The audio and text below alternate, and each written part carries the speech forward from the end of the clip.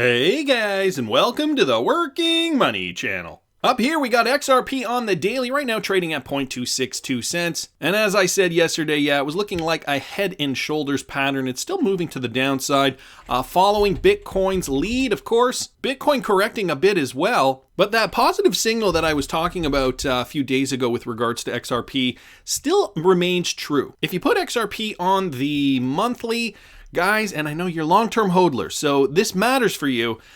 We are still seeing 2 green months in a row. The first time we've seen that since before the bull run.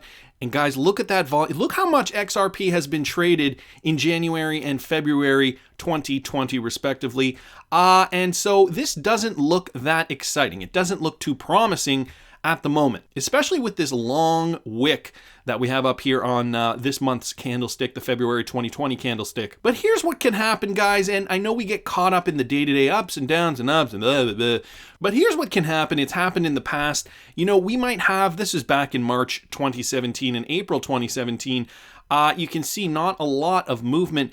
And then finally, by May 2017, there was a huge pop for XRP. It went from a low of 0.049, so roughly 5 cents, to a high of 0.398, so roughly 40 cents. So could you imagine going from 5 cents to 40 cents in 1 month?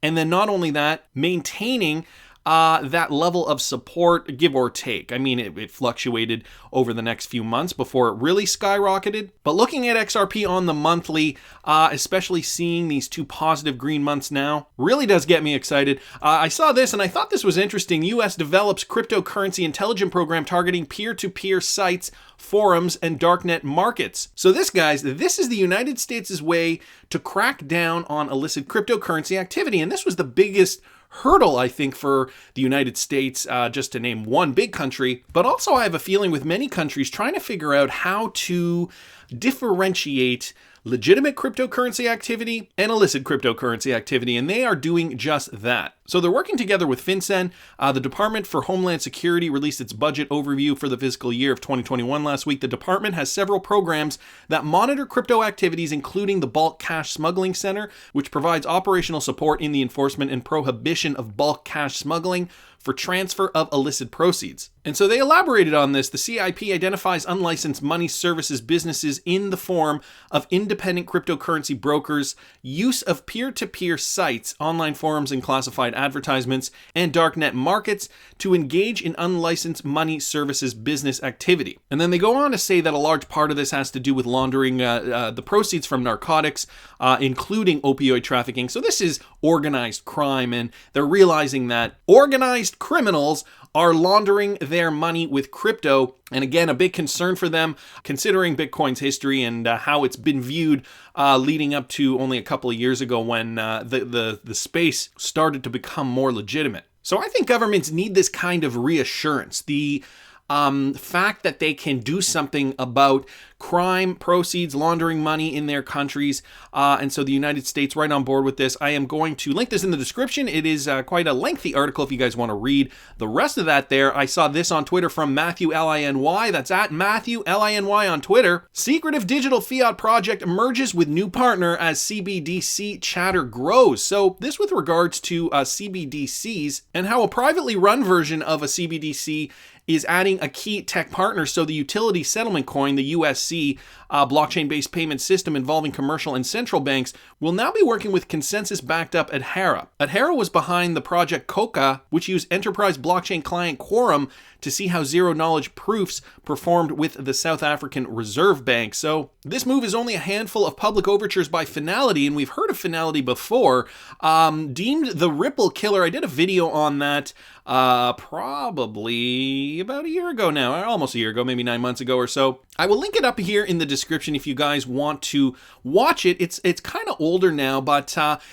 you know, it's kind of fun to look back on where we've been, especially if we've been in this space for a long time, you know, consuming information every single day with all the different methods that we can consume info on our favorite cryptocurrency. Several months ago, an article came out and all these news outlets were latching onto it, claiming that FNALITY was now going to be the Ripple killer, in and amongst many other Ripple killers that have been mentioned throughout the months. Anyway, they're the guys behind this, and there's this question between CBDC, so pure central bank cryptocurrencies, and hybrid stablecoins that are privately run by private companies, but they also have some central bank influence. So it's interesting to see how this is all developing. And by the way, guys, this is all great for the ecosystem as a whole. For cryptocurrency moving up and getting into the eyes of the mainstream, this is all still happening kind of behind the scenes, and it's not yet pushed out into the mainstream. But if you take us in, at the end of February 2020 today, bring us back 12 months to the end of February 2019,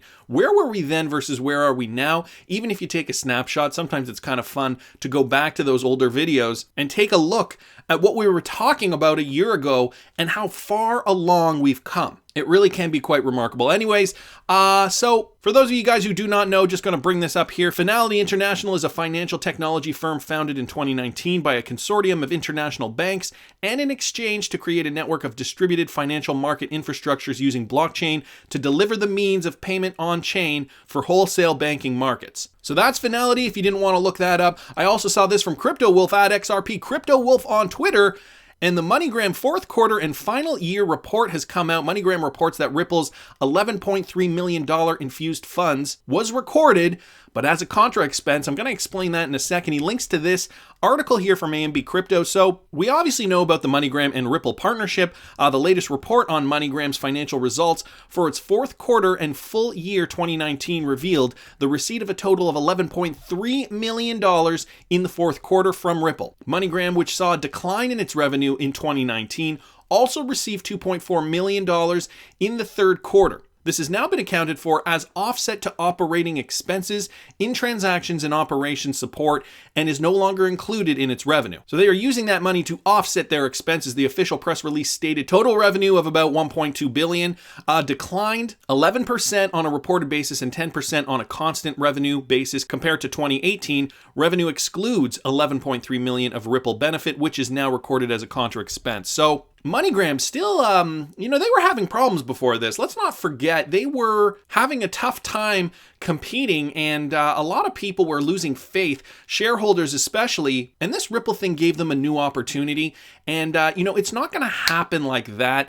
I think MoneyGram is still a really good company. I think Ripple is really going to help bring them into the 21st century with regards to payments, of course, but it's going to take some time. And of course, regulations have to be clear in order for these companies to really maximize their potential. I also saw this from the Daily Hodl. XRP and Ethereum poised to dominate 2 early use cases for cryptocurrency.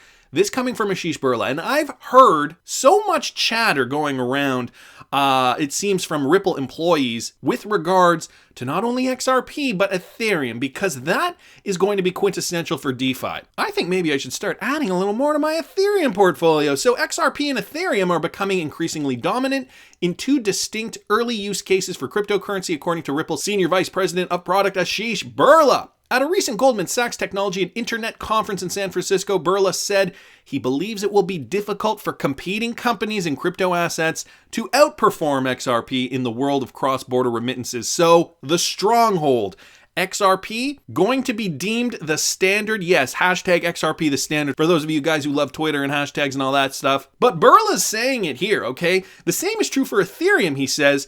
When it comes to decentralized finance, which is an umbrella term for a crypto-based push to automate and remove middlemen from traditional financial services like borrowing and lending. And so here's the quote from Asheesh Birla himself. I think that Ethereum is really interesting in that over $1 billion in loans is the DeFi ecosystem. So they really own that narrative. They have products and an ecosystem around that narrative.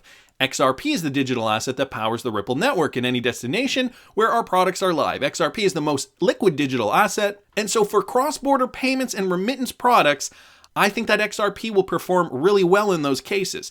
But everyone has to find their niche and use case and build that ecosystem. And this is the best part. The further ahead you get, the harder it is to dislodge. Think about Uber again for a second, folks. So Uber was the first ride-sharing platform to really just take off. And of course there are competitors, but Uber was so far ahead that it's going to be difficult to dislodge them from number one in the ride-sharing game. And there are a lot of companies like this, and companies are going to try to compete. Like Netflix was like that as well. Amazon is like that as well.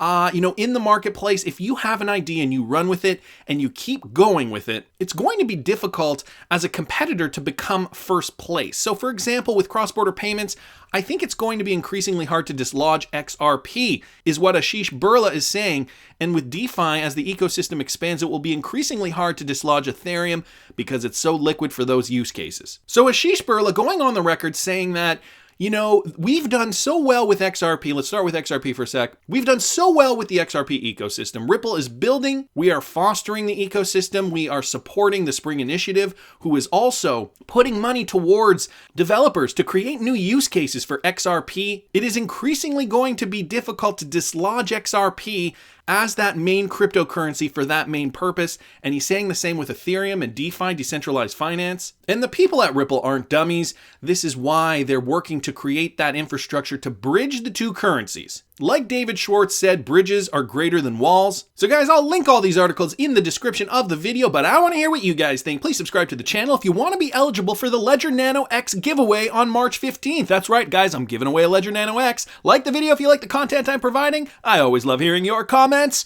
See you in the next one, guys.